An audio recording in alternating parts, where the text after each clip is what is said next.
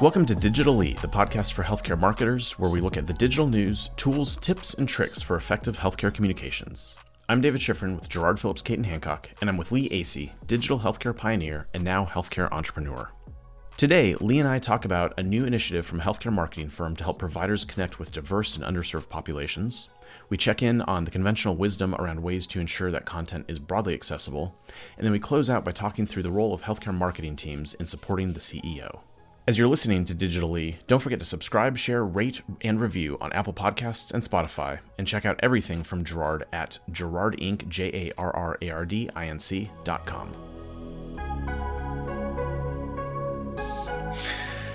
Well, Haley, All right. Good to talk to you again. We'll jump in here, and episode 7. We got about to have 7 of these things. What do they say in the can? Yeah. So, for this first story here, it's from Fierce Pharma. The title is CMI Media Group launches new practice to help pharma reach out to diverse audiences. And of course, this is coming in the midst of what's really at this point a 2-year elevation of diversity, equity, inclusion, health equity, and really rethinking how healthcare as a whole and how we as society approach equity. It's a really important push, and all the social change that we've seen. And so this is just another thing, is inclusive marketing. And so the quote to latch onto here, I think, for me, was that it says, with new technology that's allowing brands to target messaging to specific audiences like never before, there's a big opportunity for pharma to be more inclusive and equitable in its messaging, said the Chief Media and Innovation Officer at CMI. And so again, this is focused on pharma, but I think the ideas here apply to healthcare providers as well. So, what are you looking at in terms of inclusive messaging when it comes to any new pushes or new technology, new campaigns? Well, yeah, I think the newer technologies that we have just make the content production much more cost-effective, much more, inexpensive than it's been previously. So I think spending some time on listening to people coming from different backgrounds and perspectives and better understanding what sort of message will pull through with them better. Online focus group, kind of using social and digital as a way of gathering intelligence in terms of what kind of messaging is going to have impact. And then just being really focused on, okay, what are some of the broader initiatives that we have, and where can we specifically reach out in a particular area of need? So, for instance, colorectal cancer is something that affects everybody. It affects all races, all ethnic groups. The African American community has a higher incidence and a need to potentially get screened earlier, typically. And so, being thoughtful about how you can doing that messaging, how you can be finding the right platforms to be able to reach those particular audiences, I think is something that has been a priority and should continue to be, and not just pharma, but provider groups as well, to be really proactive in that outreach. Do you think this is new, or is it just that we're in a moment socially and technologically where people are thinking about it in a slightly different way?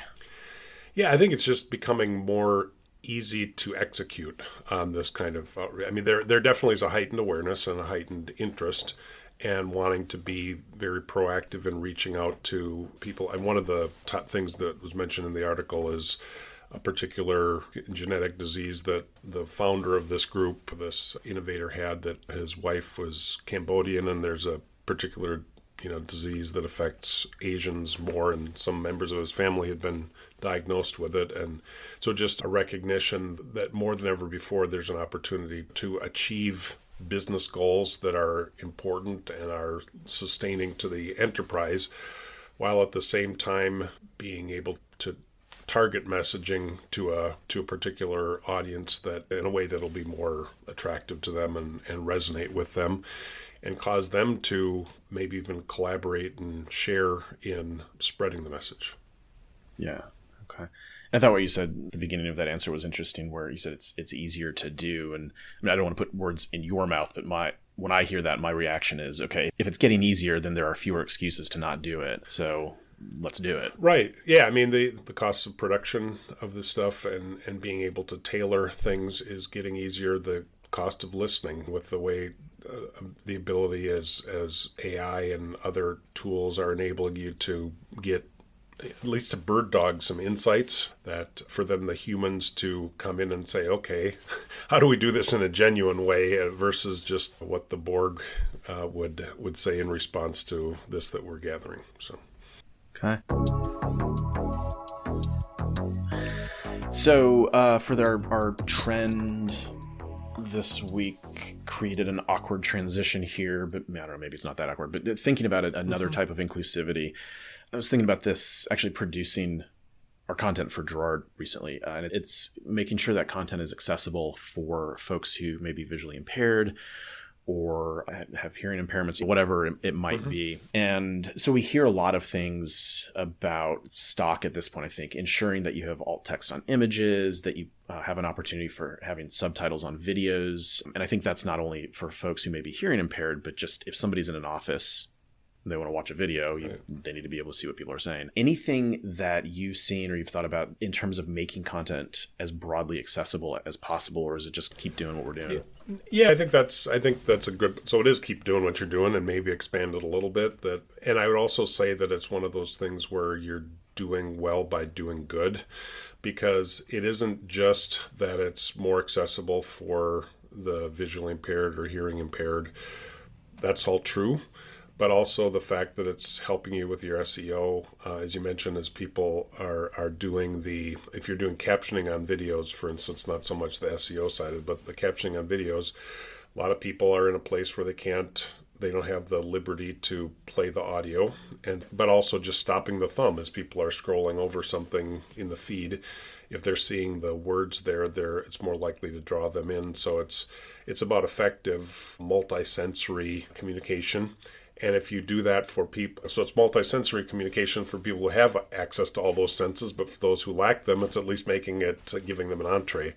I'd also say the overlooked thing is the extended captions on videos. It's not captions, but descriptions, particularly on YouTube, because that's part of the whole SEO process, and also then the ability to include links within the videos. Just that's not exactly the undiscovered territory, but maybe the forgotten territory. It's one of those things that people could put more focus on and get for relatively small investment of time, especially when you have the ability to do natural language translation of an AI translation of audio. If you can get that converted to text pretty reliably, then using that not only in the caption but in the description or good substantial sections of it to the extent that the character counts allow is a good thing.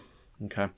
Yeah, and we just ran a survey of the U.S. population, is 800 adults, about communications preferences, and found that we asked people, what do you prefer, written text, audio, video, or no particular preference? And consistent with what I think the conventional wisdom is, people largely preferred video. And so it's just a reminder to me that we got to make sure that, one, we're producing content in ways that people want to consume, but then also making each piece of content as accessible as possible. Yeah, the other thing related to that is that, people prefer video and some people prefer text. And some people and also would like to be able to zoom through it more quickly, because one of the things people do is the 1.25 or 1.5 speed on the videos sometimes to just get through them more quickly.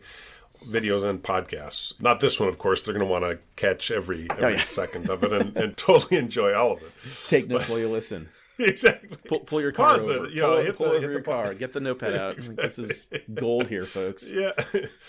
But the other part is that people like to, and there's something about, especially if you have an extended video or an extended audio, it isn't, that taking notes part is a little more complicated. So that's why you put timestamps in lots of times in the podcast to say, hey, this is where this was talked about. And so incorporating that, I think, in some of the video descriptions is a winner.